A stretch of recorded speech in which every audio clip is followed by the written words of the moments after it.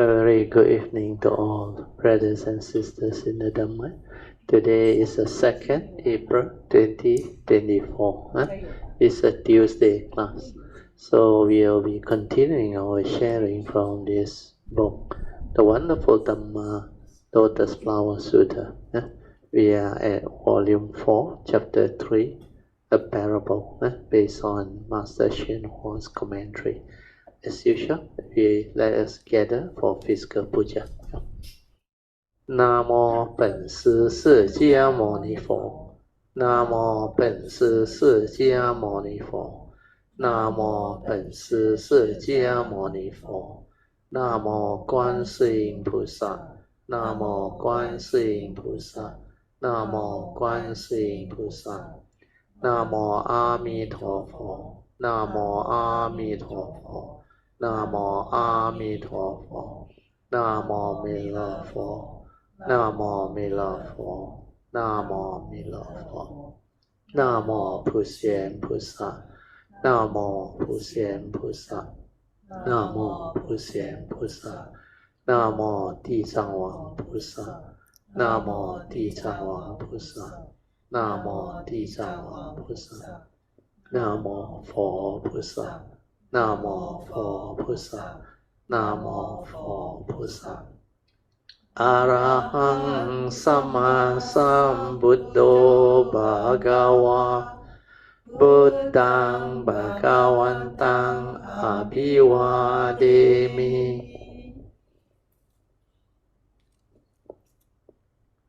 สุขะโตภะคะวะตาธัมโมธัมมังนัมมัสสามิสุปฏิปันโนภะคะวะโตสาวกสังโฆสังฆังนามามิ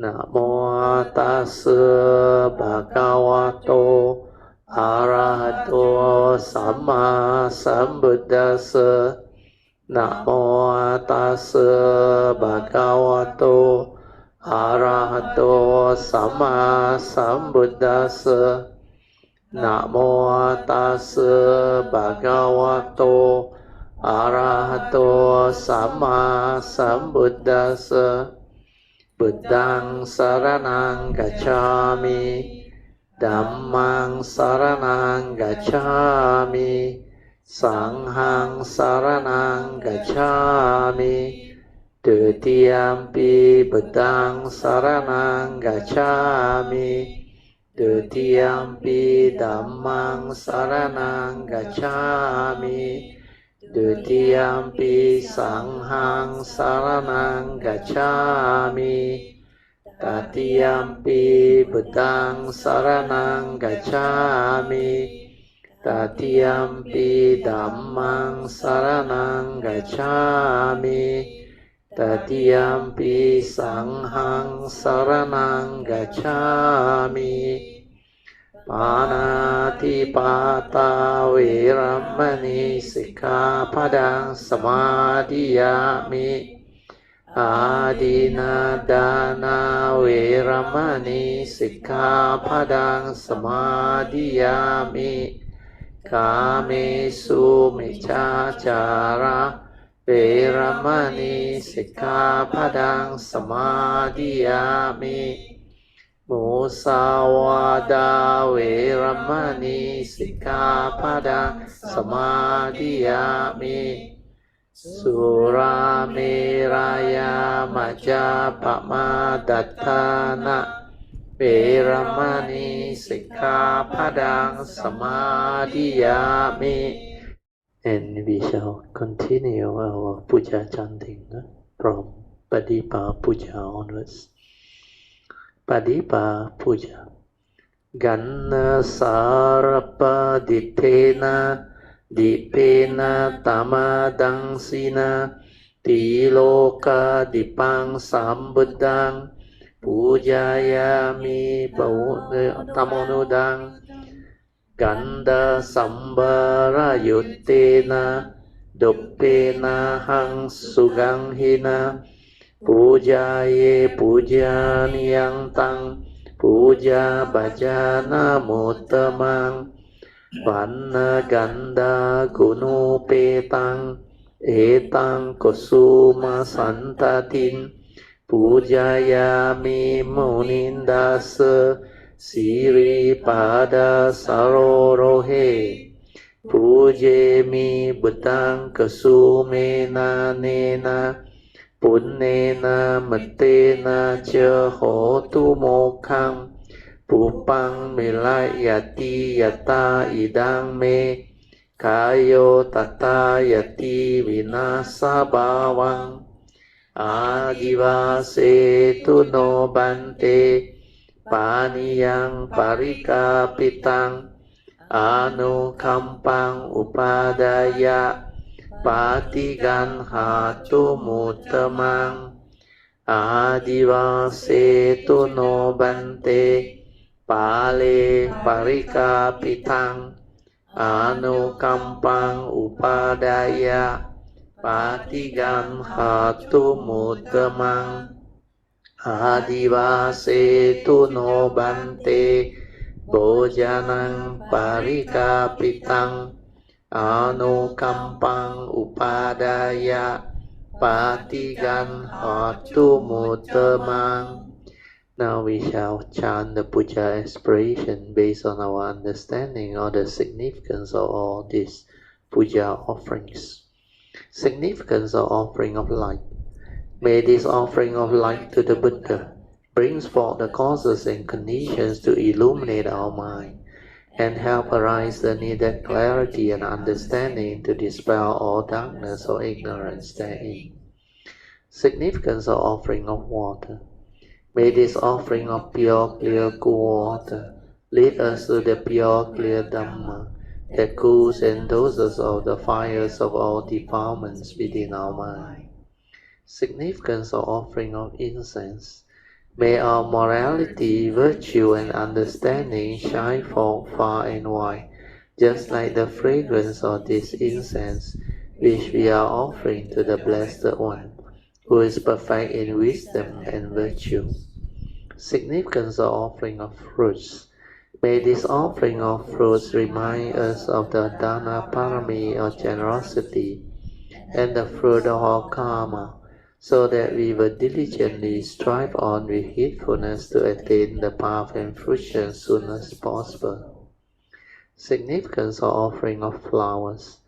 May this constant offering of flowers to the Blessed One strengthen our faith and constantly remind us of the impermanence of this body, so that we will diligently and sincerely strive on to cultivate Sila, Samadhi, and Panya, leading to ultimate liberation, the born-free Nibbana. Making of overall aspiration. By the power of all these merits born of these offerings, may our spiritual faculties of Saddha, Virya, Sati, Samadhi, and Panya be further strengthened until they become balas or power, sharing and transfer merits to all beings. May these merits be shared and transferred to all beings without exception, especially to those who have the condition and affinity to receive them. Sadhu, sadhu, sadhu. Okay, let us pay respect to Puja. Buddhang Pujami. Dhammang Pujami. Sanghang Pujami. This awareness-based meditation is very useful, very important. It aims at developing the inner awareness. It can help us develop the inner awareness. That's why it's called awareness-based meditation. We need to have that awareness nature developed and stabilized so that we can use that to meditate. That's why we call it awareness-based meditation, which is very different from the usual thought-based meditation. Most people meditate using the thought, for they do not understand what awareness is. Like I always explain, to be aware is to be in the state of sati or awareness before the arising of thought, thinking. Then there is one very important understanding that living beings need to develop so that you can understand what awareness-based meditation is. The most important understanding is our nature within is actually the awareness nature, spacious awareness. That is what our nature is. The first thing to come out from the source, or the oneness nature, or you may call it the Buddha nature. That's why the Buddha said, every living being, every one of us, we have a Buddha nature. But this nature can only be understood if you can develop the meditative transformation. So to begin with, there is a fundamental, very important understanding that most living beings don't understand, especially human beings, even a lot of so-called Buddhist cultivators. They may not understand what this is. So from the Buddha nature, or our original nature, or we call it the oneness nature or the source, the first thing to come out is this awareness-based nature. So this awareness nature that we have within our form and mind, where our case is a human being.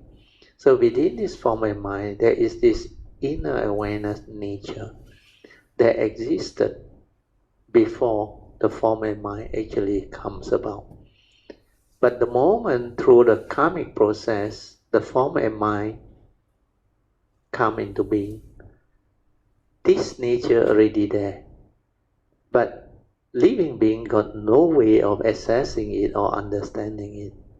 So what happened is, for our case as a human being, we conceive, then the birth process, then when the newborn baby arrives, they have no memory, nothing. That's why during that time, their pure awareness nature inside there is still functioning. That's why they are very cute. They got no words, nothing, no memory, clean slate. So they can see things as they are, but without any knowledge or understanding, because there is no memory or nothing. You cannot create a concept or word or idea to identify things that you can see or perceive through your senses. Then as a human being, when we are born into this world, we have a physical body that is karmically conditional for us to use, and the consciousness that is trapped inside. From the rebirth consciousness, it evolves and continues. But this form of mind, you have to understand it is subject to the law of karma. That's why the Buddha knew. He said, we are all born of our karma, heir to our karma, conditioned, supported by our karma. And we are what we are because of our karma. So karma plays such a great role in our life as a human being or form of mind. That's why we need to understand this. So we need to take care of karma. Then we need to understand how karma comes to be. It involves the memory, the views, opinion, conditioning, belief system, and mental intention. So now coming back to the awareness nature that is within all living beings, very few people have knowledge of what that thing is or can even access it. That's why we don't know how to use it in the early years when you are born into the world. So what happens is, the very natural and simple thing is to use it to create thinking, thought process, to perceive, Then after the conditioning, belief system, everything, and all the what they call learning, knowledge, accumulated memories. So the individual, they learn. And through all this learning, you become heedless. You think a lot. So the awareness nature, you didn't make use of it to develop wisdom, to cultivate, to see things as they are, to observe, to insight into phenomena, to develop the clear mind to silently observe and understand what is going on within life, existence, and our own form and mind. Then to understand who we are, what we are, and how we function as a human being. So all this is what awareness is all about. If you don't know how to make use of it, then you end up creating thought, stirring the mind, developing emotion, reaction to sense experience.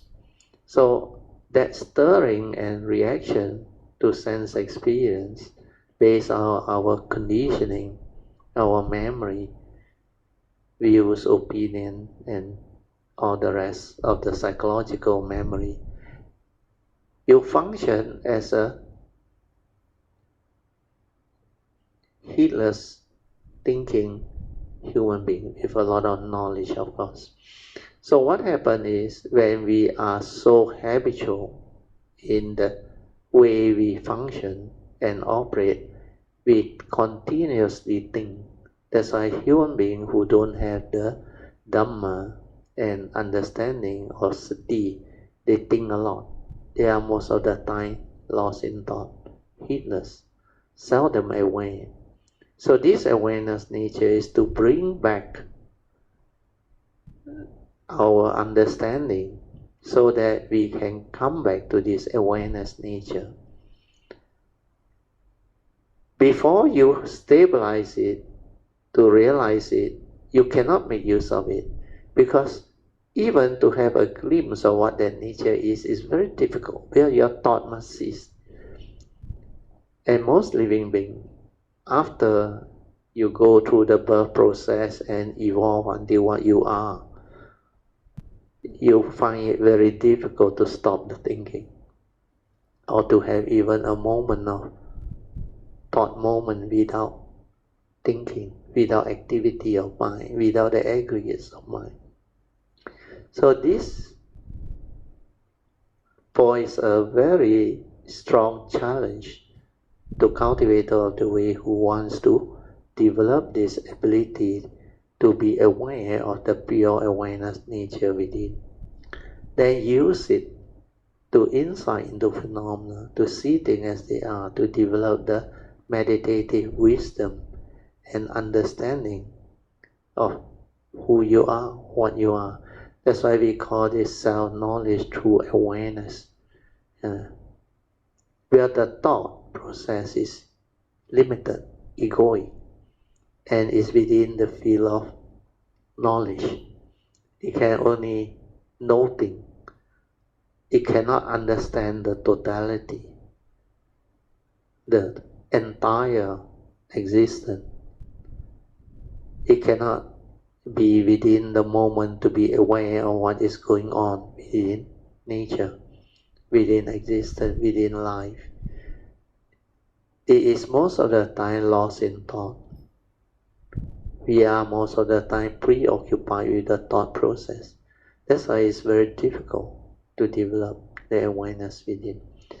So because of that, now I will maybe remind you why we gave you the full support to develop this awareness-based meditation, so that you can stabilize it and realize what that nature is. Which means apart from the thought process, you have another mind, which is the pure awareness nature, the true mind. That is the most important one.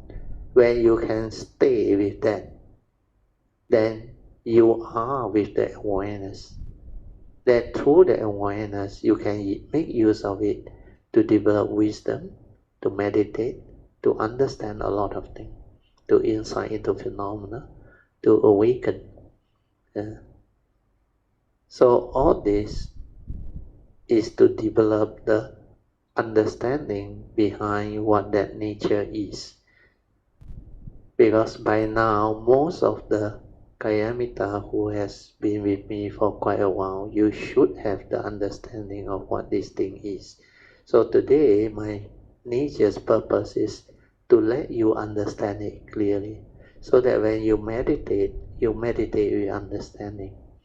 So now, I will let you meditate on your own.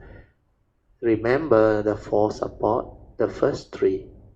Relax, body and mind, completely relax at ease. When you are relaxed, no thought, nothing. That's why you are in the state of awareness, sati. The second support is maintain the awareness. Means without thought, you are there. So maintain it. The second support is maintain the awareness. Just aware.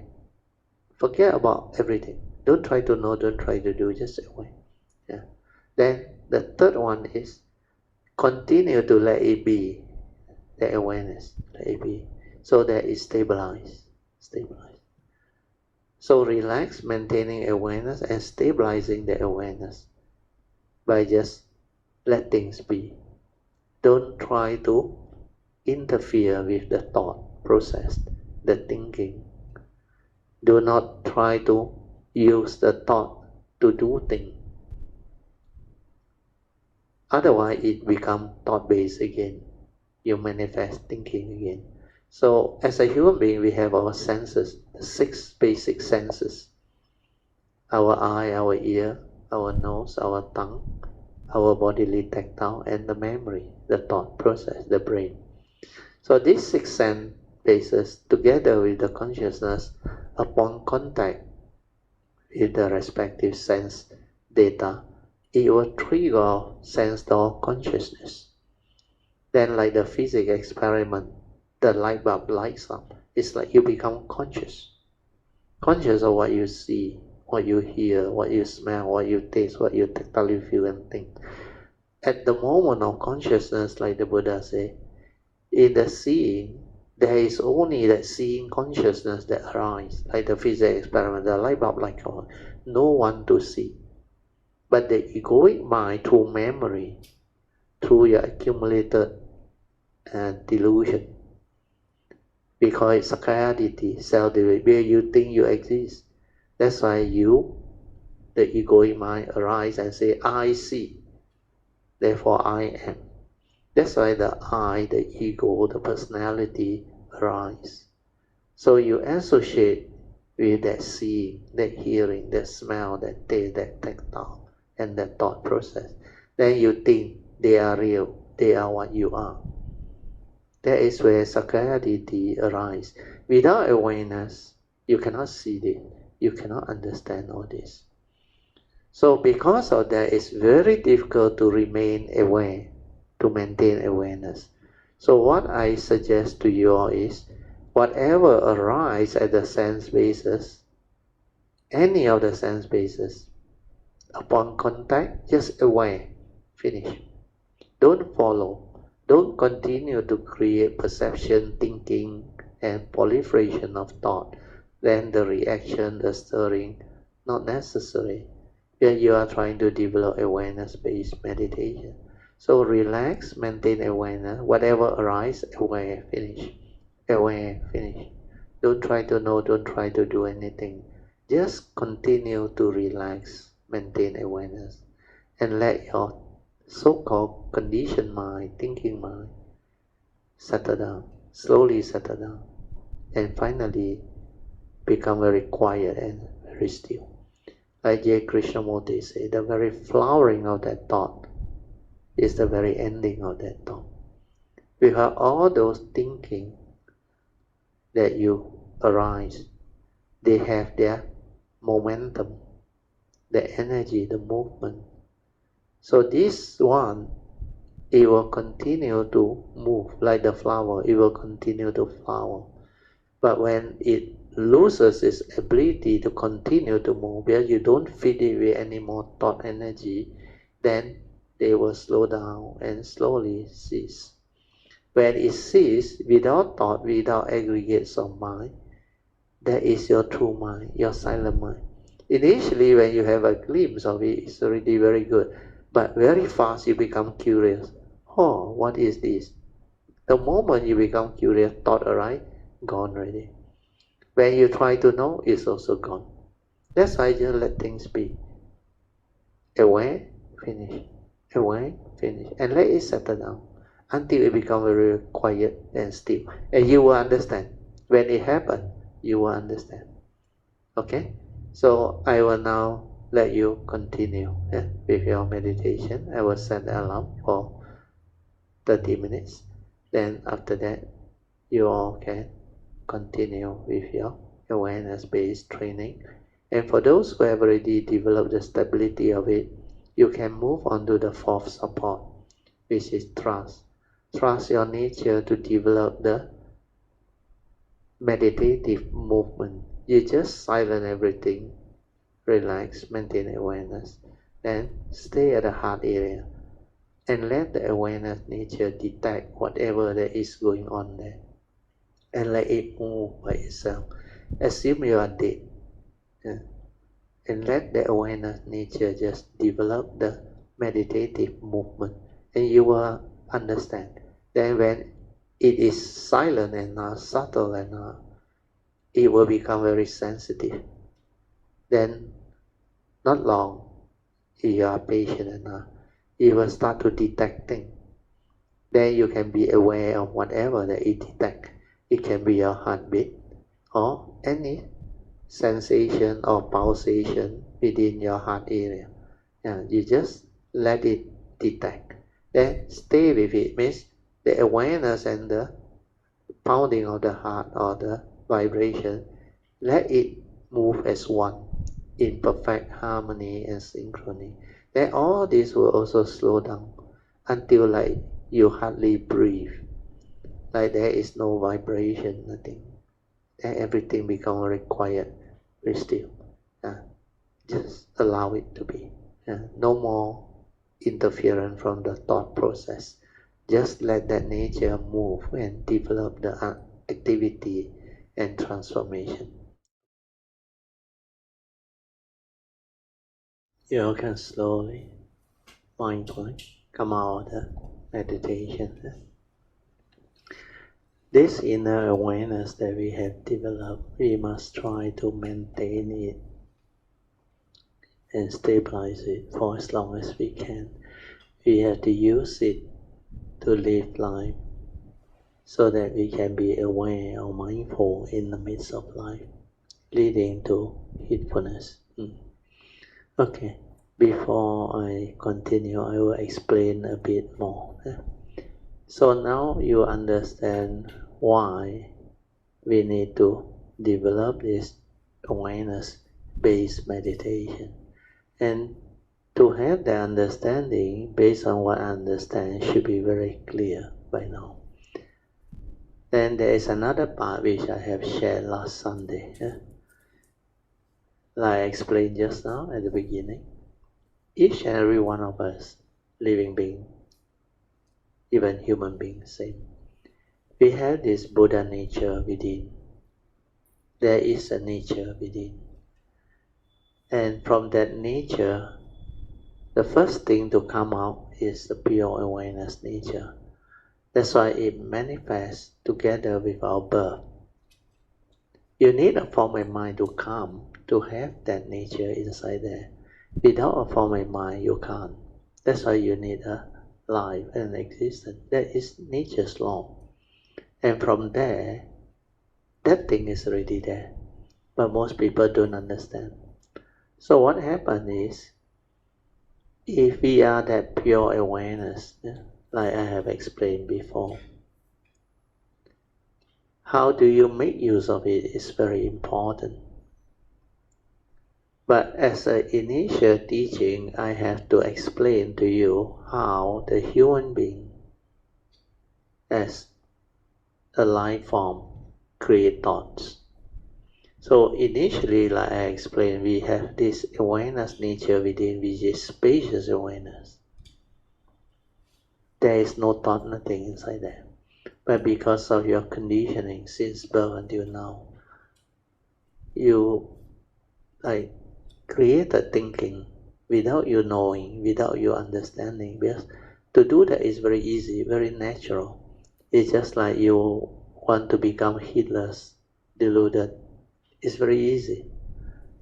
Like a kid, you want to learn the wrong thing, it's very easy. Yeah. You just pick up whatever that comes naturally. Yeah. So by doing that, you will fall. So if you, let's say now, after you develop this, you know there is this spacious awareness, then you must be silent inside, fully aware to understand what is going on. Then how you function as a human being. How from that spacious awareness you shrink into a small space and create the thought. We are inputting the content of consciousness into that pure space. So if I will give you an example, then it's easy. For example, seeing consciousness. How do you see things? Let's say the Buddha Rupang at the back. You want to see it. How do you see it? You have to use your eye as an organ. Yeah? Look in that direction. Then from there, you shrink the spacious awareness, which is your nature, into a small space where you're supposed to perceive. Then with that space, there is a consciousness that is trapped inside. You perceive it via the sanya aggregate. Then you retrieve through memory, which is your accumulated knowledge, views, opinion, conditioning, belief system, everything. Then from there, you label it. You call it Buddha Rupang or the Buddha image or whatever. Then because you have so much knowledge, you are so conditioned, whether it's beautiful, new, or old, or dirty, or whatever. So you create that perception that gives rise to that form, external form, that you give meaning and you describe it and you create all the thinking, the emotion, the reaction, the whatever attachment to that thing. That is how, with that, you introduce the content, and with it comes all your views, opinion, belief system, your egoic mind, which is sakkayaditthi, including all your craving, desire, your like and dislike, your opinion of things. So all this, they develop the content and goes in. That's how it triggers the thought. So that thought arises through that spacious awareness that shrink to that space, and the content of consciousness went in, then it triggers the thought. So that thought is not the spacious awareness.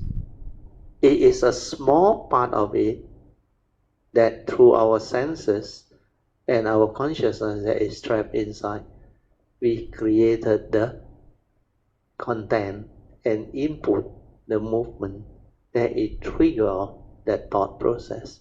That's why thought is limited. From spacious awareness, you lost the ability to be aware, to be in that stage of sensitivity to observe what is going on.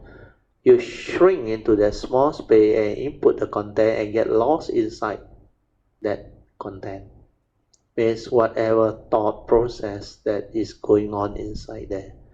Your sankhara sanya, activity of mind, the aggregates of mind, all the movement inside there, you get yourself entangled inside, preoccupied with what you are thinking and all those things. That's how you create thought. That's how you get entangled and become heedless, lost in thought. Then because you have been doing all this for so long, it becomes habitual. That is how you develop habitual tendency. So all this is the understanding that you must develop through your own awareness, to see it, to understand it, then to awaken to it, then to see clearly, who are you, what are you, is that form am I you? Then whether you can be in the state of awareness to realize that pure awareness nature within or not. The pure awareness nature within is very important, but that is not a being, that is not you, but that nature existed prior to the arising of the form and mind, prior to the arising of the thought process, which is a byproduct of that nature. Because through our physical senses and the consciousness trapped inside, and the karmic process, the karmic content or movement, it trigger of all this movement. And this is how the law of karma can function. Because without this form and mind to entrap the living being, the law of karma cannot manifest the movement and all the activity, causing suffering, delusion, everything. So do not be deluded. We are using your thought to try to understand all this movement, especially the four circle formation that I used to explain the whole creation process, how from the source of the Buddha nature we arise.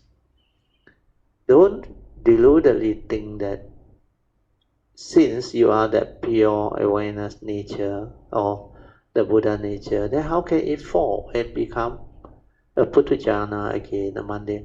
No, it didn't fall. Because this is the karmic process involved. That spacious awareness is a nature that every living being has. But that is your true nature, your original nature, 本来的面目，佛性 or Buddha nature, the oneness nature. So the first thing to come out from there is that pure awareness nature. And that nature is your true mind. Yours in the sense that it's not a living being. It's the nature prior to whatever that arises. It's the primordial. And that thing exists. But it needs a form and mind to arise. It needs the karmic process.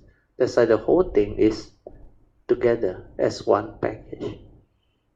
So that is the reason why to understand the true, real awareness-based meditation is not easy. But when you have this understanding, then it becomes very clear, very easy. Then you can meditate with understanding and you will progress very fast.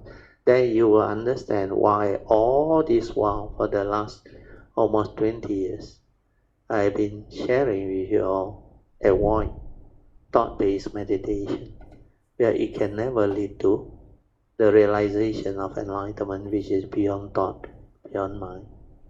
The instrument itself limits you.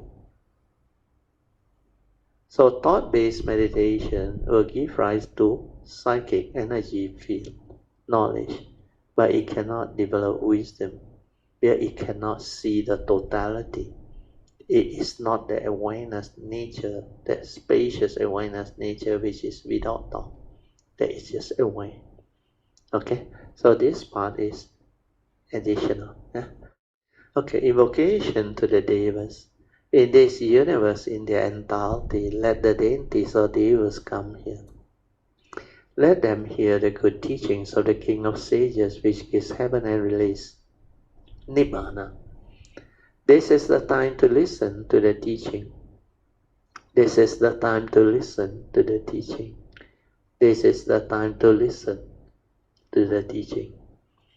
Samanta Chakawalesu Atra Gachantu Devata Saddhamman munirajasa sunantu sakemokadang Dhamma savanan kalo ayang badanta Dhamma savanan kalo ayang badanta Dhamma savanan kalo ayang badanta Namo tassa bhagavato arahato samma sambuddhassa Namo tassa bhagavato arahato samma sambuddhassa Namo tassa bhagavato arahato samma sambuddhassa Iti peso bhagava arahang samma sambuddho Vijja charana sampanno sugato lokavidu Anuttaro purisa dhamma sarti satta deva manusanang Buddho Bhagavati Swakato Bhagavata Dhammo Sanditiko Akaliko Ehipaseko Opanayiko Pacatang Veditabo Vinohiti Supatipanno bhagavato sāvaka sangho Ujjupatipanno bhagavato sāvaka sangho Nyāyapatipanno bhagavato sāvaka sangho Samicipatipanno bhagavato sāvaka sangho Yadidang cattari purisa yukani atta purisa pugala Esa bhagavato sāvaka sangho Ahuneyo pahuneyo Dakineyo Anjali Karaneyo Anutarang Punyang Ketang Lokasati Sadhu Sadhu Sadhu. Okay, you all can be seated. Then we'll continue from where we stopped. We are at page, those who have the book, we are at page 545. Okay, I'll read on. So, we are at the sutta part where the subheading is Size of the Assembly, listening to the Buddha Sakyamuni while he was expounding this 妙法蓮華經, the wonderful Dhamma Lotus Flower Sutta.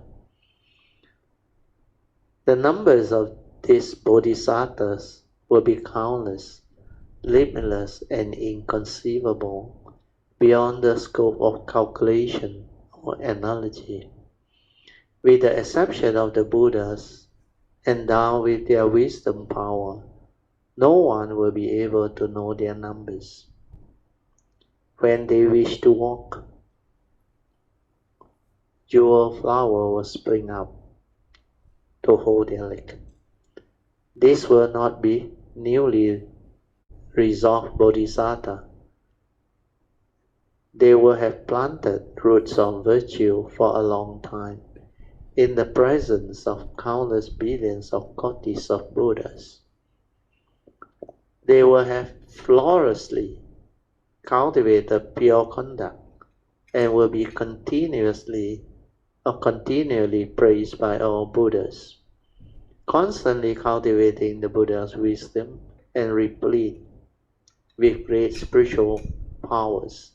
They will be well versed in all the gateways to the Dhamma. Straightforward, ingenious, and steadfast in their resolve. Bodhisattvas such as these were abound in that land. So this so-called Buddha land or Sariputta is very unique. Yeah. Okay, we go to the commentaries. The number of this type of bodhisattvas will be countless, limitless, and inconceivable. The commentaries explanation is, how many living treasures, that is, living bodhisattva will be there, or will there be? You could never finish counting them. Why is it so? It's because their numbers is beyond comprehension or conception. Being inconceivable, it is countless and limitless. If we had a measure or a limit, it would be conceivable. Since their numbers is countless and limitless, is inconceivable. Means their number is beyond the scope of calculation or analogy. If the number is inconceivable, can it be calculated? It is beyond calculation, and no analogy could be used to describe it. The bodhisattva will be as many as the grains of sand in the Ganges river. They will be everywhere. Thus the aeons will be called grace with great treasure. Take a look at the sands in the Ganges river. How could you possibly count the grains? The number of bodhisattvas will be even greater than that. Then the sutta continues, without the exception of the Buddha endowed with their special wisdom power, no one will be able to know their numbers. Means the countless, limitless, and inconceivable numbers of the bodhisattvas is beyond calculation and analogy.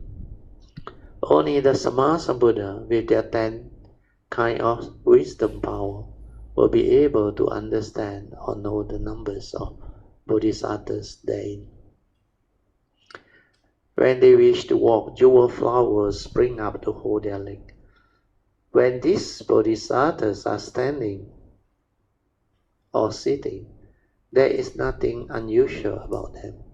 However, as they start to walk, lotus will spring forth to support their feet. This will be the newly restored or resolved bodhisattvas. Means these countless, limitless, and inconceivable bodhisattvas will have cultivated good roots for a long time and will have realized unobstructed wisdom. They will be senior or great beings, great bodhisattvas, not young ones who have just recently brought forth the result.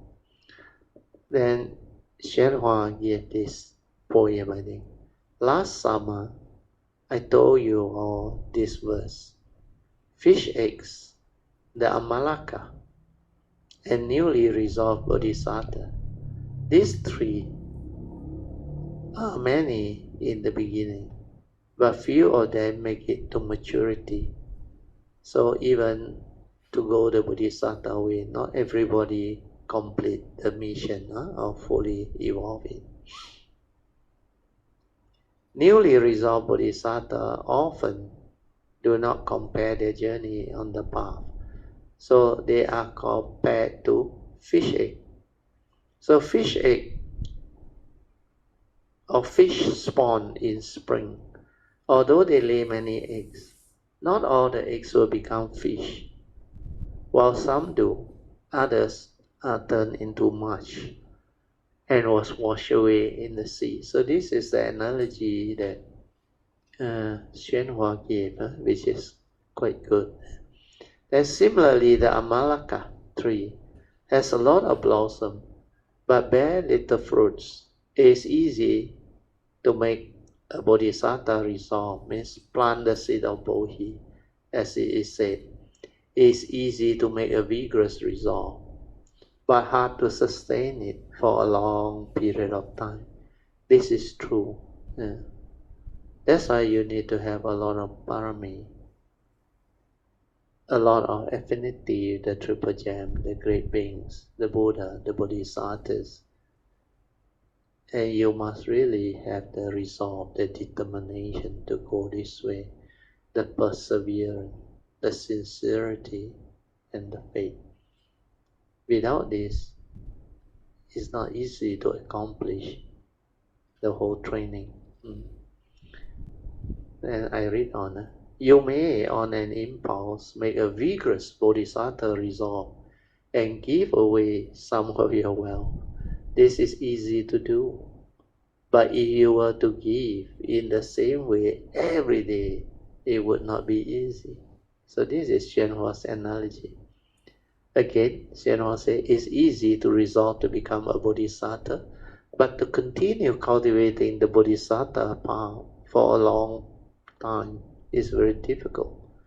People who bring forth the resolve might regret sometimes, which is very true. Haven't I often said that in cultivating the path, we will suddenly advance and then just as suddenly retreat or regress. I am today thinking of my friends from long ago who are all dead, and my young friends who are also no longer in this world. One of my middle-aged friends also died in a car accident. The old, middle-aged, and young can all die. Life is ultimately pointless, since everyone is bound to die. What day am I going to die? I don't know. Yesterday we went to conduct a ceremony to take across someone who had passed away. It is a Chinese Buddhist custom that when someone dies, monastics go to recite sutra to help the spirit of the deceased go to a better place. Here, because it's 8, that's why he used and 87 years old. 87 years old. Yes. 87 years old had passed away. So the entire company, 3 novices and a bhikkhu, went to recite sutta. When we got back, I asked one of the novices how it was. He said he was happy to be able to do this kind of thing. Then you should think of a way to cause more people to die so that you will have to work. You will have work to do every day, a job. Actually, you should not have such false thought. Because if you want others to die, they will also want you to die. If everyone were to die, there will be no people left in the world. Although you like to recite sutta for the deceased, you must wait for the appropriate causes and conditions to occur naturally. So do not think of trying to cause people to die. I think this is Hsuan's sharing. I don't think people think of people to die. The novice will not do that. Anyway, we read on. Why do I bring this up? Is because in the future we are all going to die. The question is, after we die, where are we going? Where do we come from in the first place? That too is a question. Therefore, you must figure out where you come from, or where you came from when you were born, and where you will go when you die. When you are clear about that, you will not have lived this life in vain. In the Song of the Skinbag, Chou Pi Nang, Venerable Master Hsuan stated, your life will have been worth living. You will not have come here for nothing. Means you have not wasted your time being born as a human being. Newly resolved bodhisattva, seeing that everyone is bound to die, become nervous and think, I better hurry up and cultivate the path, recite the Buddha's name, meditate, uphold precept, and listen to sutra lecture. I must cultivate. There is a lecture every night at 125 Waverly Place, 4th floor. Let's go listen. They listen to one sutra lecture, find it utterly dry, and decide one time is enough.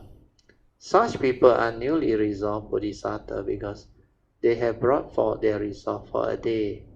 They start out very enthusiastic on the first day, but on the second day, they have cooled off considerably. By the third day, their heart is frozen solid. They have entered the ice box when it comes to Buddha Dhamma. This sometimes happens to newly resolved bodhisattva. It's easy to bring forth the initial resolve, but difficult to sustain it for any length of time.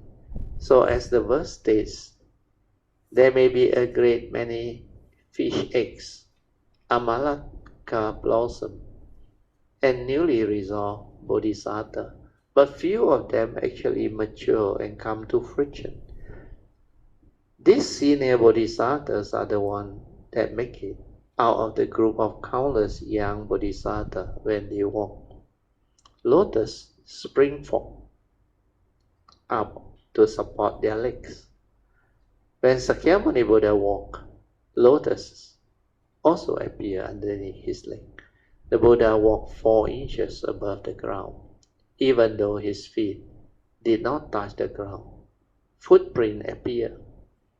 Now that I don't believe, you said, how could someone whose feet did not even touch the ground leave footprints? I am just telling you the fact. I do not wish you to believe it. What difference would it make? If you do not believe it, so much the better. If you believe, I would not need to lecture on the sutta. As long as you do not believe, I can keep on lecturing. And that is just what I want. See, the inconceivable is right here. My purpose is to make you disbelieve. So this is to make sure you investigate everything. Don't just take it and believe it, lock, stock, and barrel. Then next part of the sutta. They will have planted roots of virtue for a long time, which is very true. For a long time they have planted the roots of virtue, merits, and blessing. How do you plant roots of virtue? They are planted by doing all the good deeds, the wholesome deeds. If you do a lot of bad deeds, you are planting the roots of karmic offenses. This bodhisattva did no evil and practiced every kind of good deeds. They have been planting the roots of their virtue not just for a day or two, a month or two, or a year or two, but in every life throughout countless asankhaya kalpas or aeons. They perform every good deeds they knew of it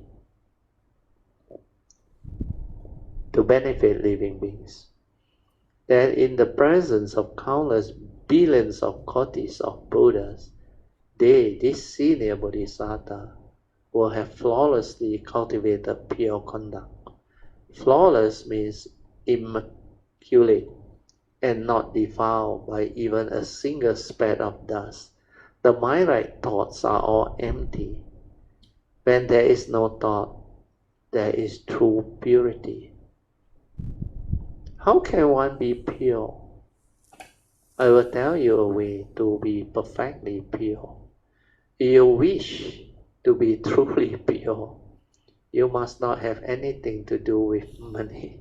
Wow, that is a worse version. Huh? When you have money, you are defiled. Having nothing to do with money, you have the potential to achieve the highest purity.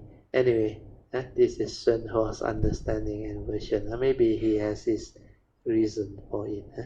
But like I always explain, It's the user of money. It's not money. If you blame money or technology, then I don't know. Because money and technology to me is neither good or evil. It depends on the user. If the user don't have the understanding and the wisdom, then that money cannot become wholesome. Likewise, technology is the same. Whether it's evil or good depends on the user. And if the user is deluded, everything will go negative. Okay, so we see what explanation Xuan Hua gave. So he said, why? You want to know why? He said, money is filthy. That one I agree. Because so many people touch, sure dirty. Nevertheless, most people treasure it. When some people count money, they wet their finger with saliva to count the bill. That is so disgusting. There are germs all over the money. But that didn't stop them from putting it into their pocket, germ and all. They think the more the better. These people see money, filthy as it is, as a treasure. They don't even think about how unclean it is. Pure cultivation entails not wanting money. This one is the monk's precepts. Because monk actually cannot hold money. They need kapia and all those things. He said, I can't manage that. You say, of course you cannot. If you could, you would be a bodhisattva. Since you cannot, you are not a bodhisattva. It's as simple as that. This bodhisattva will cultivate purity and will be continually praised by all Buddhas. Buddhas of the 10 directions will praise them all the time, saying, you are really great senior bodhisattva, Mahasattva. Why do they praise them? They praise them because of their impressive cultivation. They have been cultivating roots of virtue for a long time. They are definitely worthy of the Buddha's praise. Before we continue, maybe Sui, can you mark where I stop this bodhisattva there? Just mark so that I can come back to that. Okay, I will need to explain a bit. This is based on my understanding, which is quite different from what Xuan Hua has shared. But maybe it will help cultivate all the way. You see, as you go this way, the so-called bodhisattva way, you must have the understanding. That's why I say you must plant the seed of bodhi with understanding, with wisdom, with faith, with sincerity, and you must have that resolve to persevere. So if you have all this, then the bodhisattva way will not be so difficult. But you must have parami too. You must have good teacher, good guide, and all the Dhamma friends or spiritual friends who can actually bring forth the causes and conditions for you to continuously receive this understanding. So the bodhisattva way cultivation, you must bear in mind. Before you develop the understanding, you are like a normal living being, or puthujjana for our case of a human being. So you tend to, like what Reverend Hsuan, he used to speak in Hokkien, the deluded puthujjana living being that take birth and arise, they don't know anything. So the moment they are born, they are totally deluded, gong gong one, don't have any understanding. That's why they grow up also gong gong one, don't have any understanding. So gong gong tua, gong gong jia, gong gong si. It means deludedly you are born, then you grow up, then every day you also deludedly eat your meal, then finally you die, also deluded.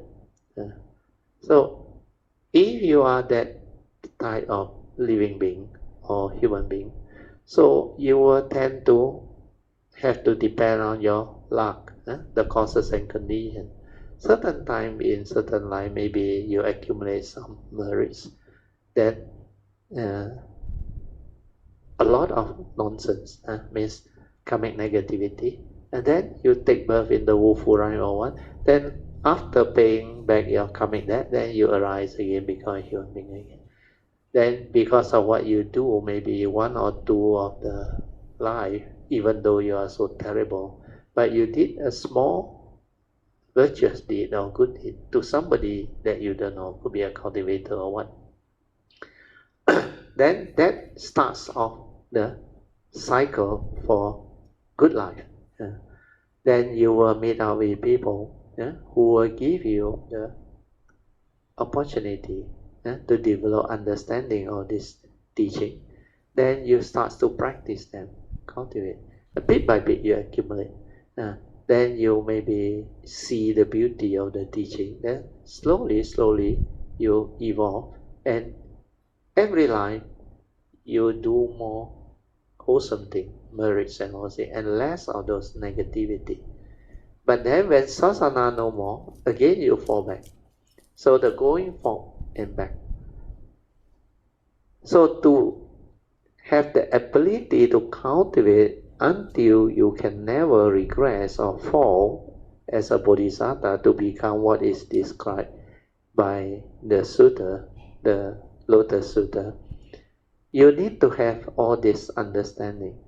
Initially, when you cultivate, you must have the affinity, parami, the sincerity, like I mentioned.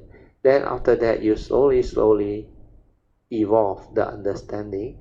Then you start to cultivate and make the vow and aspiration to have all this basic important understanding life after life, so that whenever you arise, you will know what this thing is, especially the law of karma, then how to follow the advice of the Buddha, then ask for forgiveness, repentance, and the basic understanding of the Buddhist teaching, especially the Four Noble Truths is three turning, the five aggregates of form and mind, the final summary of the First Noble Truth, two aspects of the five aggregates of form and mind, and the basic teaching. Once you have that, whenever you arise, you will develop more and more wholesomeness, less and less of this karmic negativity. Then as you progress, it's like the game of snake and ladder. You normally will slowly progress, but then initially you make mistake. When you make mistake, it's like you step on a snake, then you fall back. That's why progress, regress, progress. Then sometimes you progress for a very long period. You think, oh, the goal must be very near. Then you hit the very long snake, you remember? That brings you down from the top. You almost reach the goal already. Then it slides you back to the first or second row, I forgot already. So this is what will happen in a normal existential world. But then, every time you fall, you learn, you determine, you make resolve. So what happens is, as you continue to progress until you hit the sainthood way, and you by then also have the maybe causes and conditions to meet up with all the Buddhas, Sammasambuddha, the great beings, and have all those affinity to take the Bodhisattva vow and the Bodhisattva way. Once you hit that, most likely, most of your life you come, you will be so much better than normal people. But then, you can also fall if you are not careful. So, based on my experience, what I went through, my nature went through, I realized there is a stage where you continue to progress and you can never fall back like before anymore.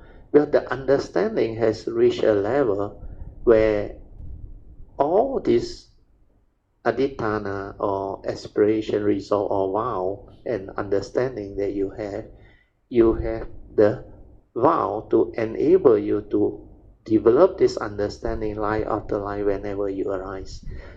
When you can do that, what happens is you will continue to develop a lot of perfection, parami, wholesomeness, and hardly any karmic debt to pay back.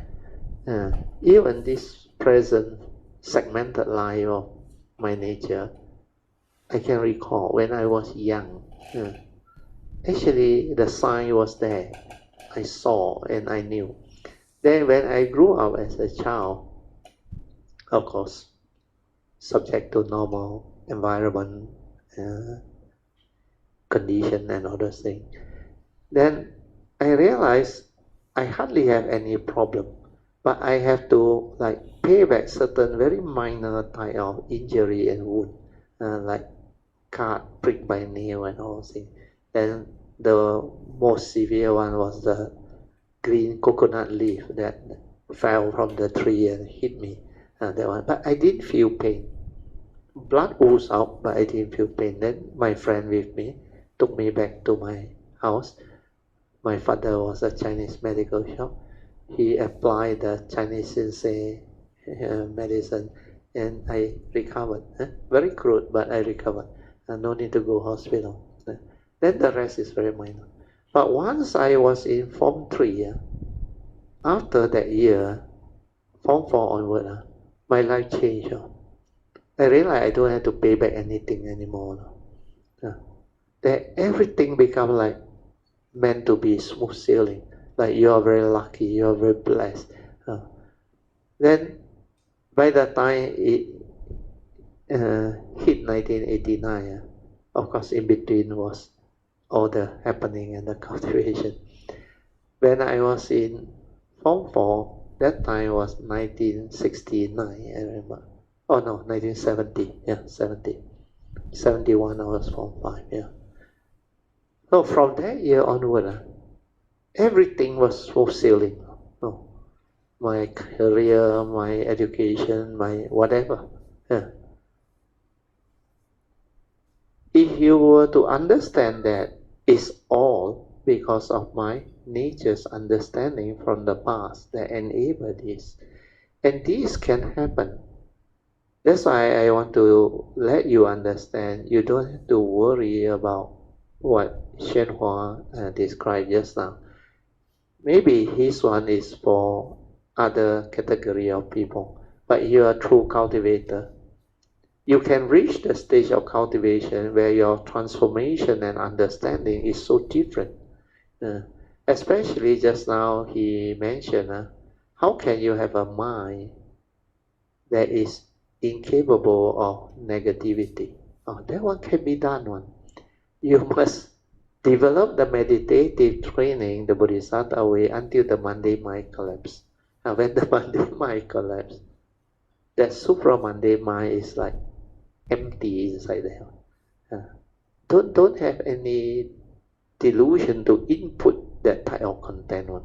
That one is non-grasping one, non-deluded one.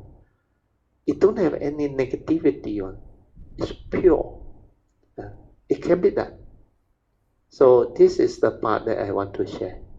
Okay, now we go back. Maybe I'll continue a bit more. This Bodhisattva will be constantly cultivating the Buddha's wisdom and will be replete with great spiritual power. What is the Buddha's wisdom? It is ultimate wisdom. It's genuine wisdom. This Bodhisattva will have great spiritual powers. They will not have merely the knowledge of others' thought, knowledge of past life, the heavenly eye, or the heavenly ear. This one is all psychic one, the psychic field one, the supernatural psychic power. They will not simply have just this minor spiritual power. Instead, they will have great spiritual power. They will not need to deliberate, contemplate to gain a thorough understanding of all things. And this is very true. The minor spiritual power of an Arahat, the Theravada may not lie.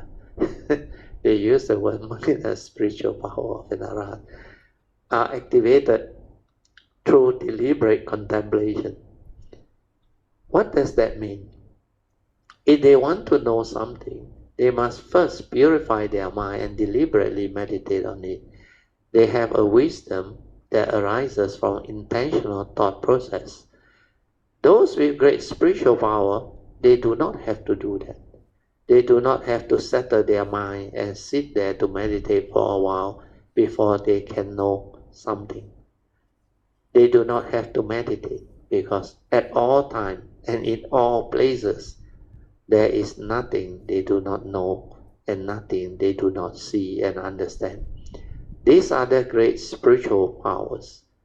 In studying the Buddha Dharma, if you only look at the surface, you will not be able to know the difference between great and minor spiritual power. So this one is what we normally describe as superficial wisdom or Dhamma. If you learn the sainthood way, actually, initially, all that understanding is superficial. We call it the provisional teachings wisdom, or we call it, the Mahayana use that term. You cannot blame them. Superficial wisdom. Then when it comes to the bodhisattva's cultivation, they call it, there is another word they use. What word already? What type of wisdom is that? Profound. Profound, I think it's profound. Or very special prajna. Prajna. Okay, I think I will stop here. 9:50 already. We mark this page. Okay. Now we will open up for second session. Amitabha Bhagyo, Mrs. Amitabha, Kyo, yeah. and okay, Amitas. Yeah. Okay, I can you hear me, Bhagyo? Can. Very clear, yeah. I will share a bit of what I wanted to share because of the time limitation. Yeah, at that time we were towards the end already, yeah. Yes. Okay, I just want to say a little bit more about this specific phenomena awareness. Awareness, yes. Yes. When the coffee spilled onto my friend, on her hand, her leg, so Yes. I was in this specific awareness, phenomena. Yeah. So what I realized about this is, even though I'm in the specific awareness side, phenomena awareness side, but it's an active awareness, right? I can still act. I can still act, Yeah. and I immediately know what to do, right? Not a problem. Yeah. Yes, not a problem. So it's an active awareness. It's not. Yeah. Like you can't do anything about it. So I was like, straight away I able to know what to do. I took out my napkin, from my bag, Yeah. and then start to absorb the coffee, the coffee or whatever. Yes, Yeah. and everything, so that to minimize the heat on her hand and on her pants. Okay, so this is what I realized, that it's an active awareness. I can still act despite that not a problem awareness, Yeah. Then the clarity, the understanding is very beautiful. Yes, correct. Yeah, there was one occasion, I remember, that time I really rejoiced because it was at the Cameron Highland retreat, I think one of the year. So I was with my wife having the meal, then we were having coffee, I think, that time. Then suddenly something happened, that thing spilled. Then I was there with that awareness, then I understood what is going on. Then I saw my wife didn't react and didn't do anything, or didn't even panic at all, just silent. Then I said sadhu, because you will know, happened already. Means do what you have to do. Panic for what? Get emotional for what? No need. Just let it be. Then after that, we do what we have to do. The cleaning out all those things. Then everything like normal, nothing happened. Then sometimes you can see the specific phenomenal awareness movement before that thing happened. The causes and conditions are already there already. The conditioning is going to happen already. And you can sense it or not. That it happened part. But sometimes it's like the Devas up there. They can see and they can know that this thing is going to happen. Then if they have this ability to contact the living being down there or human being down there, then they will try to contact. Sometimes they are relative or what related in some way. Then they will try to give you like make you become aware. It's like some sixth sense thing that like you feel something is telling you something. Then the message can go through. Then sometimes it can alert you. Then you know you're not supposed to go. Or you're not supposed to continue with what you are doing and all those things. This is because through the awareness, they are at that level of awareness. Then they can see before that thing happened, because the conditioning, the movement right there. So an analogy that you can maybe develop understanding is like when you stand on a higher horizon. Okay, let's say Cameron Highland, Brinchang, at the San Bao Si, the Triple Gem Temple. You walk outside where there is a extended platform where we park our car there. Then you look at Brinchang Tower. Sometimes you can see the traffic movement there. Then let's say there is this car traveling certain direction, the other one another direction, but they intercept on a curve. Actually, when you are up here, you will see, based on their speed, because it's a blind spot when they reach that curve, they are going to hit each other, or danger will happen.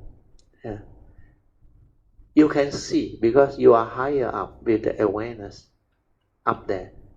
Whereas the people driving the car and the people on the road level, they are mostly with that level of consciousness, and even if they have awareness, they are sensitive to that part only. They are not high enough to look down.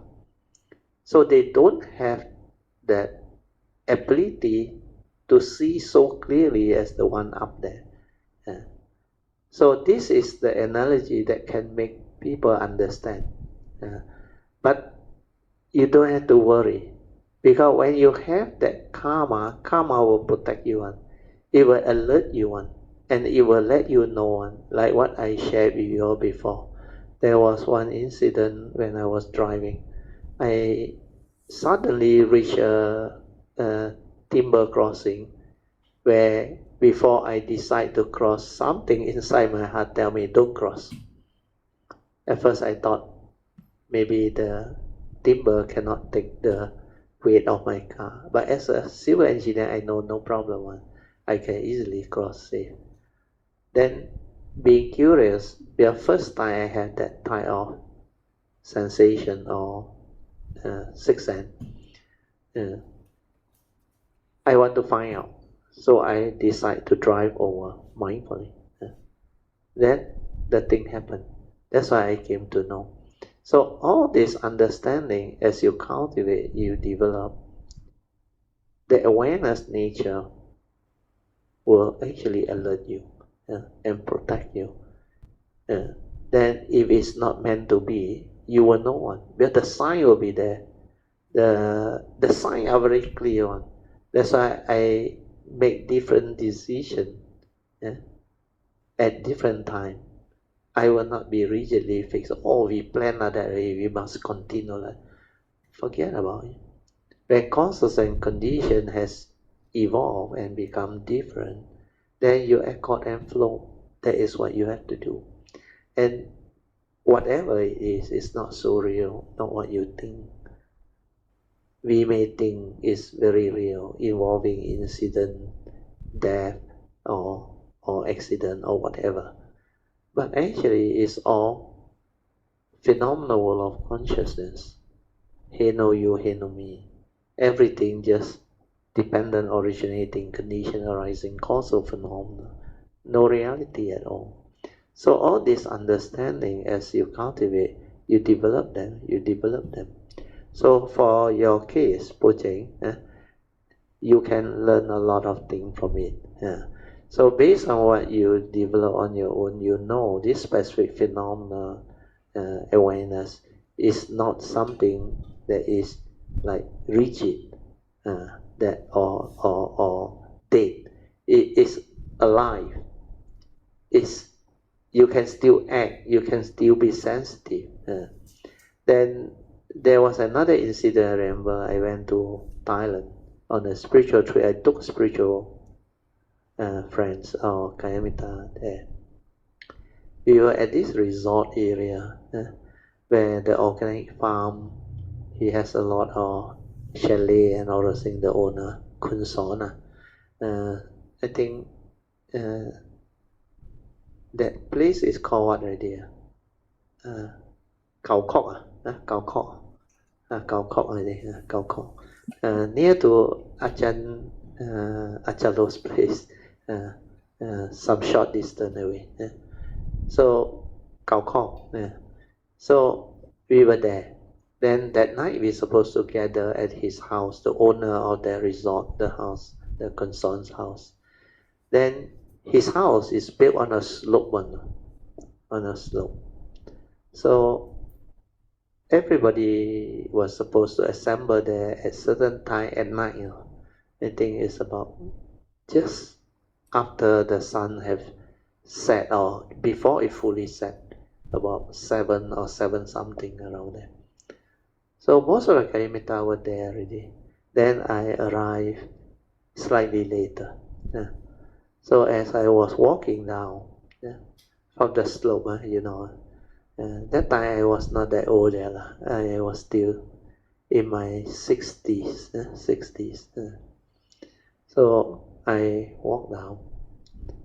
Then before I joined them to sit, somebody point out a place reserved for me. I saw the stone, everything there. The stone formation, all those things. So I just walked down. But because I have the specific awareness, spacious awareness, and the specific phenomena awareness.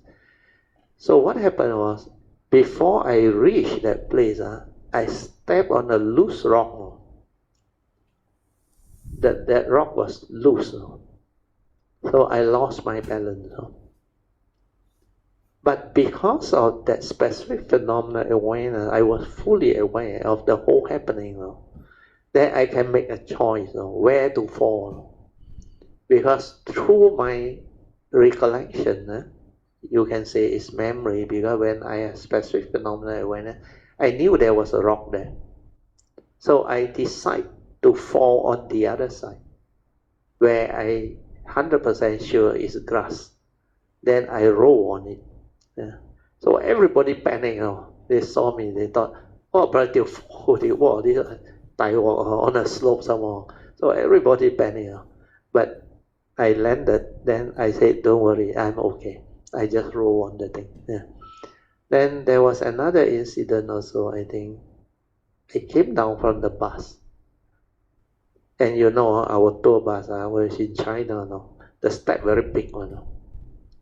So when I landed on the pavement, because the step was so big, I actually lost balance. Then I rolled over. Then Chin Hao was in front waiting for me. But I told him, don't worry. I didn't even injure myself. I just rolled. Of course, my pants and my hand a bit dirty. That's it. Because when you are aware, you can still do it.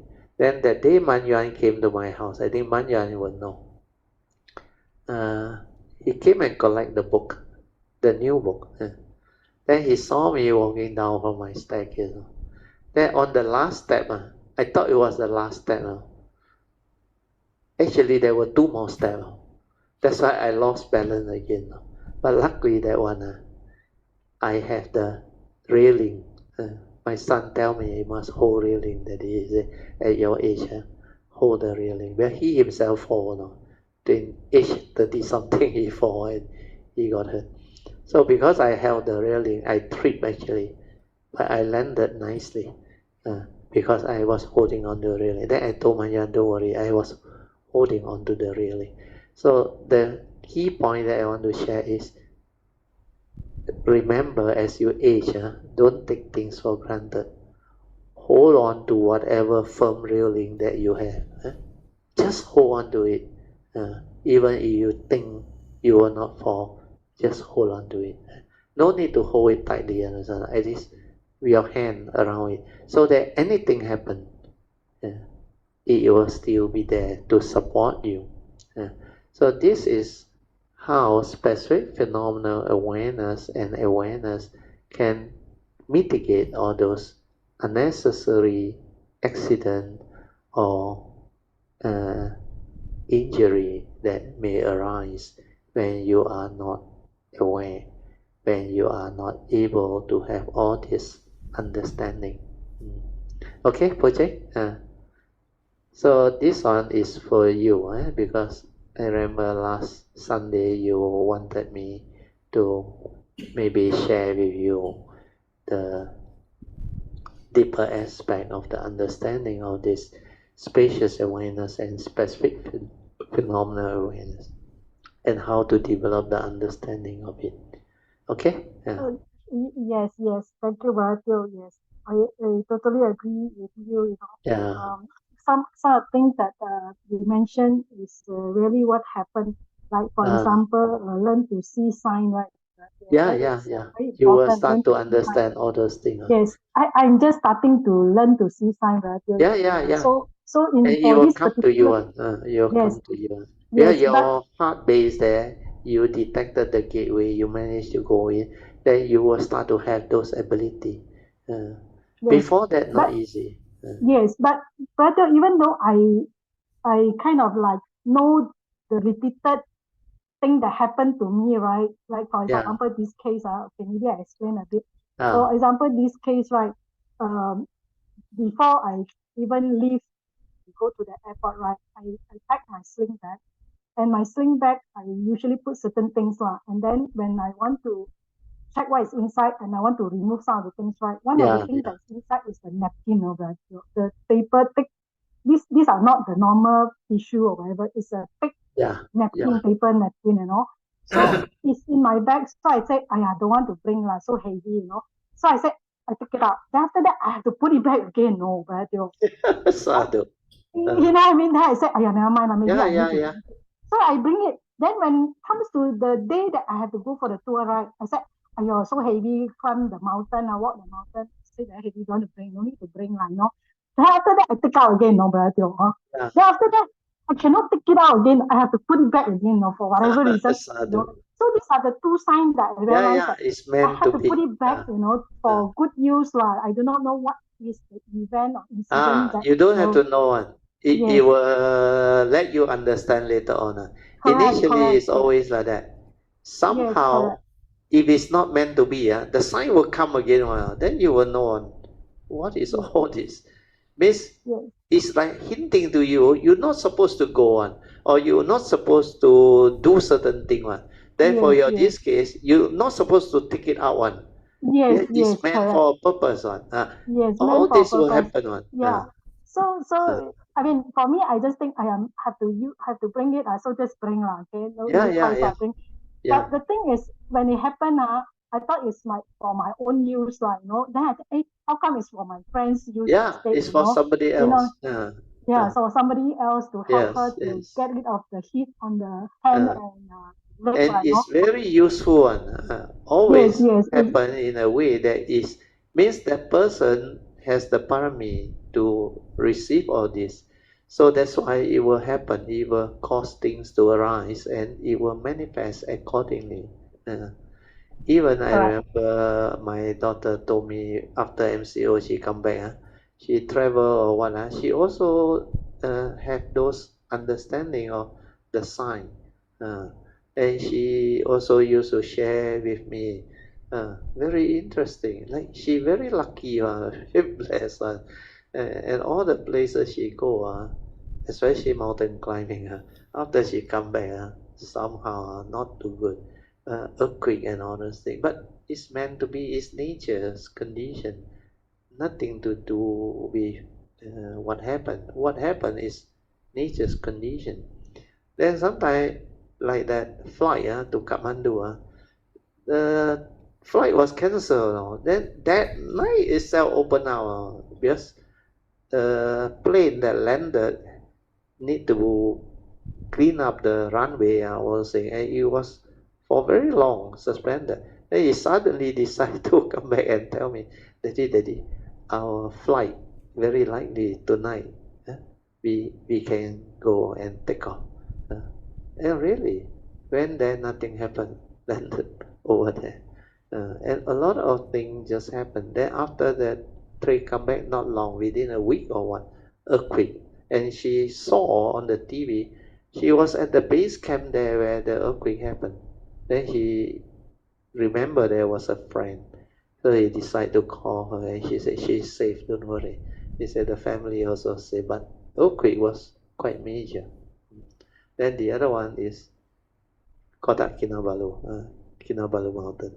That one, Himalayas one, is the highest. So all this, the sign will come and you will understand. Then take care of karma. The key thing is take care of karma. Karma take care of you. Then there is another place I forgot already. He came back, the flood happened. What was that place already? Sungai Lembing. They parked their car out there. Then later, I think, don't know how long, I forgot already, 1 or 2 weeks later, the newspaper came out, the whole area flooded. So all this, you also need to develop the understanding. So take care of karma. Karma will take care of the rest. Then have goodness, have kindness. It's for cultivator all the way to see. Then your faith becomes stronger. Then you have confidence. Then before you have all this understanding, you realize you make a lot of mistakes. Then that mistake has its karmic repercussion. So initially it will let you see a lot of all these things and transform your understanding and faith until you really understand the law of karma is like that. We cannot take for granted all this. We need to be serious about life. And when we understand it, we cultivate, then it becomes different. It manifests so beautifully. It's like you're really very blessed, very lucky, well protected. Especially Kayamita. A lot of Kayamita told me, after they learned the Dhamma from me, then when they travel, they felt their trip has become different. It's like they are very lucky. The weather also very friendly and everything fall into place. And like meant to be. So through observation, through being aware, we can develop all this understanding. Then you can see the sign, the conditioning, the movement, everything. Then you develop a lot of joy, a lot of understanding. This is what nature is. This is what life, existence is. This is what the Pancha Niyamas are. This is the way it operates. Especially the law of karma. Fantastic, really. Like the scientists, when they understand the scientific law, it's like very interesting, a great marvel to them. And they keep on probing, do research and all those things, and developing more and more understanding. That's why our recent decade, the last 4 decades, a lot of very penetrative scientific advancement that evolved into a lot of very new findings, like AI,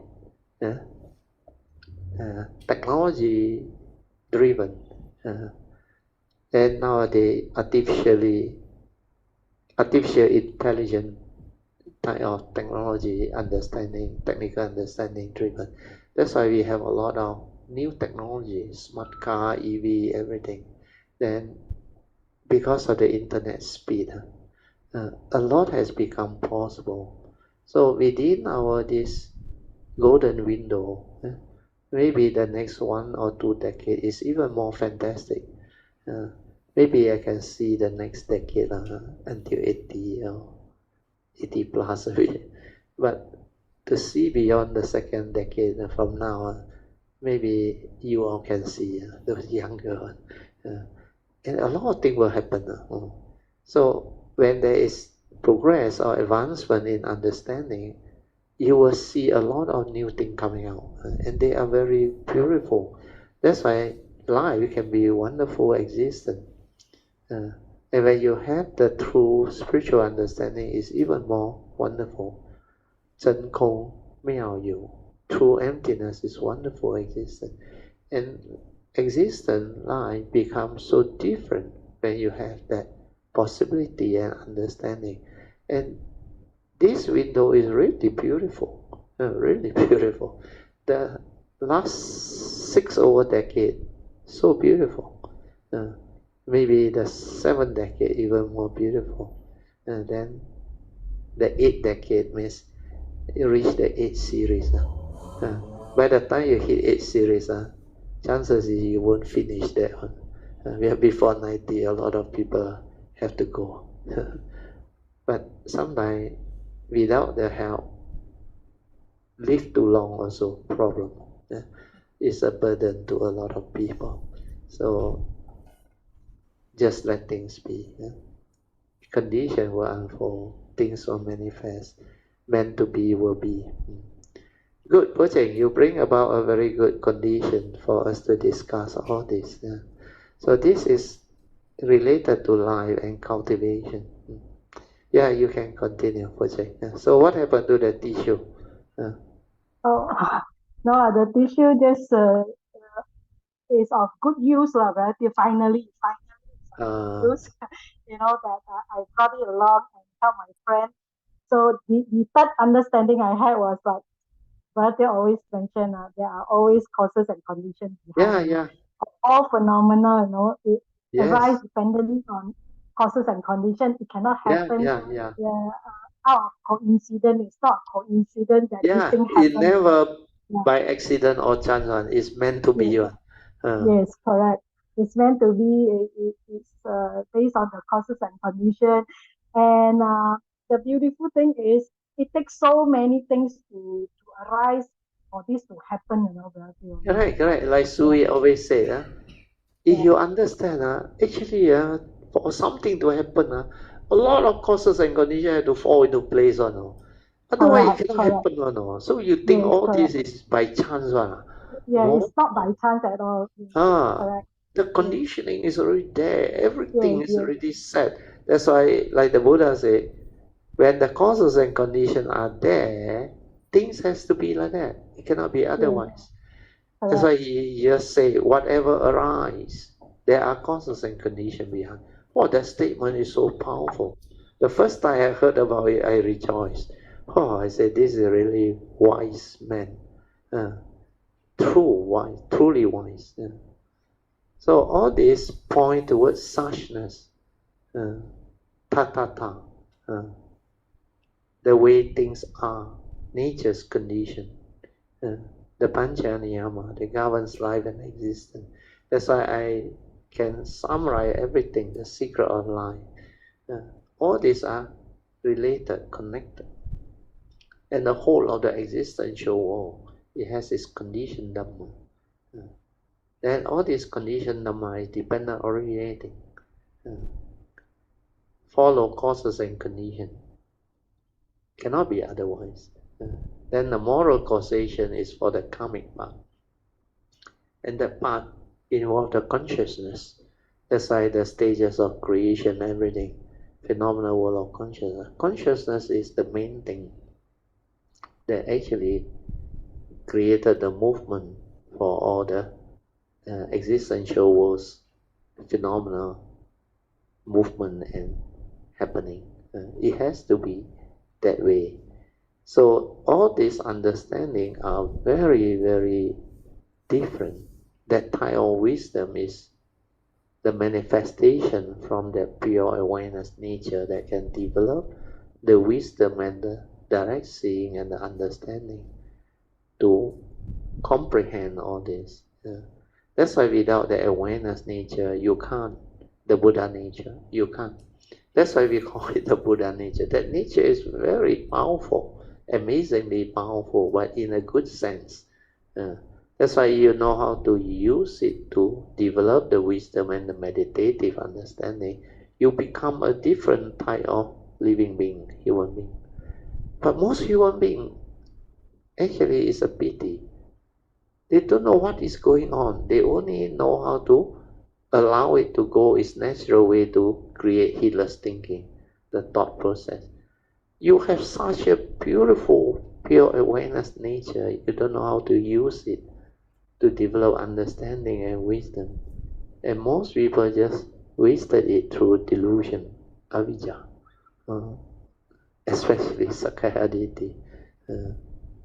Okay, Poh Cheng, you continue. Yeah, I think the most powerful is this awareness, that you say, The awareness that allow nature. you to have the direct seeing to see all Very these causes exceptional and nature. conditions. That Yes. nature is capable of a lot of things. Yes. Yes. So that kind of give me a lot of faith that when you have this kind of direct seeing awareness that you see in the midst of life is the faith is unshakable. It's really amazing in that sense, that Yes. it becomes so clear to you how you should live your life. Like Brother said, take care of No Dharma, doubt one. Very clear one. your meditation, awareness based, not thought based. To turn your life around, Correct. spiritually. Where this Besides is living your life. nature's law and condition that manifests. And it let you see, like the Hokkien word, "Bo cao lu bo xiang xin," in Cantonese, "Mdo le mson," is so clear to you, keep on showing it to you, especially before 1989, before I connect and awaken. The karmic thing, any thought that arises, slightest, not to say negative, the slightest non-straight, the intention, the karmic thing come very clearly. I show it to you. And you cannot do one until it become like, that's it. It has to be this way. Cannot be otherwise. And Mtole Mson means you will never dare to violate it because it is like that. And only deluded people, foolish people, heedless people who cannot see all this, they dare to behave that way and do such thing. So all these are so amazingly beautiful, wonderful. Poh Cheng, you have to totally summarize already. Yes, totally agree with you. 3 more minutes, I thought want to get somebody to talk, Brother Teo. Not enough. Not enough. You summarize better. Summarize. Okay.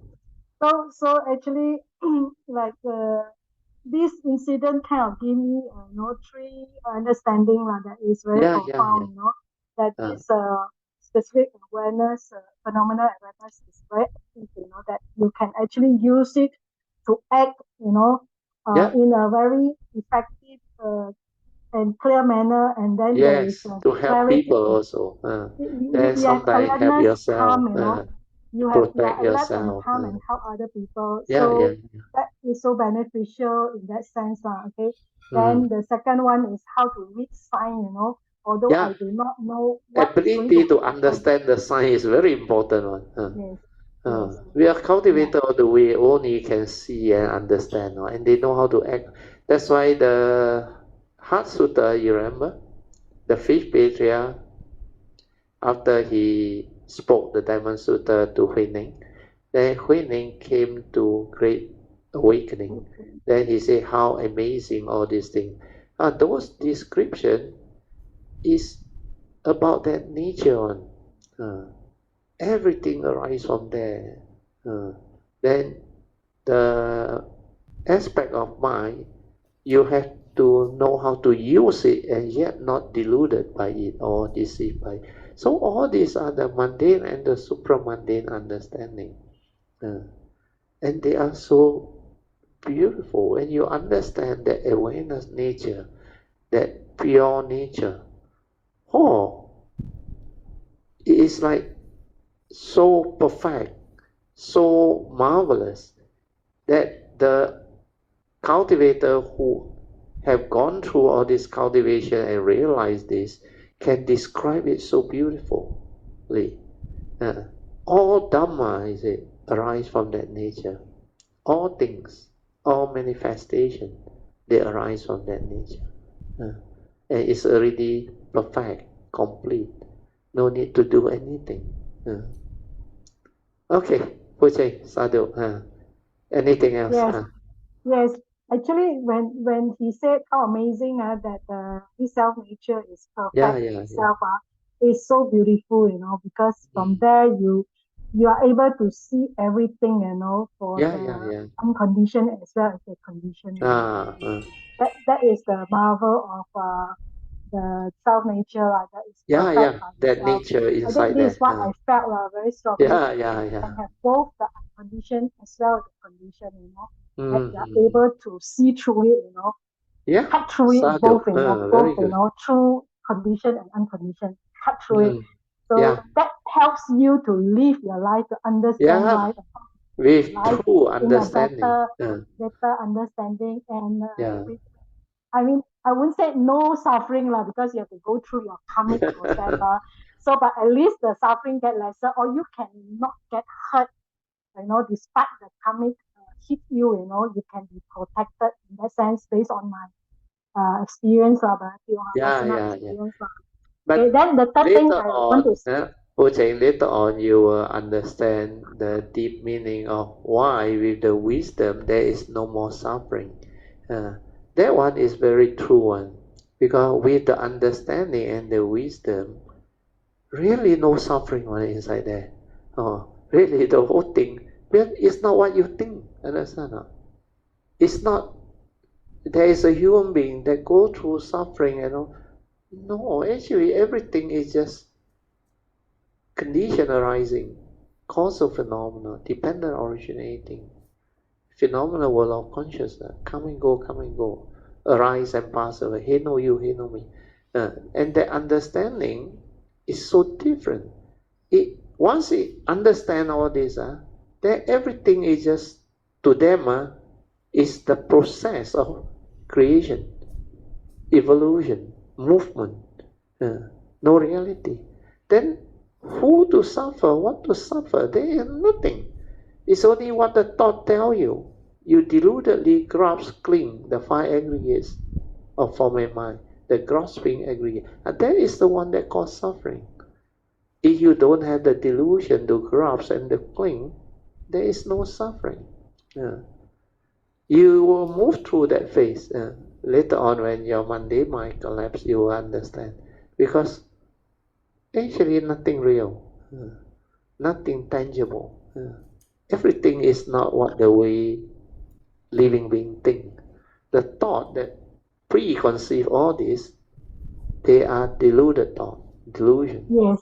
Yes, Brother Teo, that is very true. If I'm Yeah. in the silent mind, Brother Teo, I don't have any we're in the suffering. silent mind, there is Yes. nothing inside there. Yes, correct. But then when I come out from the silent mind, then the to physical, live life. bodily, So yes, that the form a physical mind that bodily will live have life, the that pain. have the wisdom connected to it, cannot suffer one. Correct. But the physical can go through old age, sickness, and all those things. Can have Correct. like injury, whatever, all those things. But the mind, the one that have the understanding and the wisdom, cannot be deluded to grasp and cling and have even the slightest fear or worry, or cannot already one. The thing is like completely different. Yes. But I agree with you. The Totally, one that living being with the thought process will cling on to and hold on to and worry and panic. Correct. No more already. Yes. Then, like I say, it can just, death can just happen, like no more problem. Immediately, that instant, if it happens, nothing will go wrong. Or even, let's say, involve very severe accident or damage or what, even the whole body smash or what, nothing will happen. It just understand what that thing is about. Then the consciousness just leave. And the consciousness that leave is not you. That one is a random from inside that come out. Then it will go through that cessation where there is no avijja. Then you won't die like a normal human being anymore. It impossible already. It's totally, completely not possible at all. Okay, very good. Poh Cheng, sadhu. Let us rejoice. Yes, Sadhu. Okay, we share merits. Then we will end the whole sharing. Akasata ca bhumata deva naga mahindika punyang tang anumoditwa cirang rakantu loka sasana ettawata camehi sampadan punya sampadan sabbe deva anumodantu sabba sampati siddhya idang me nyatinang hotu sukhita hontu nyatayo idang me nyatinang hotu sukhita hontu nyatayo idang me nyatinang hotu sukhita hontu nyatayo devo asatu kalena sasa sampati hetu ca pito bhavatu loko ca Raja bhavatu dhammiko imina punyang kamena mame bala samagamo sattang samagamo hotu yawa nivana patiya sadhu sadhu. Okay, you all can now pay respect mindfully to Lord Buddha, Guanyin Bodhisattva, and all the worthy ones. Then we end. Thank you. Sadhu.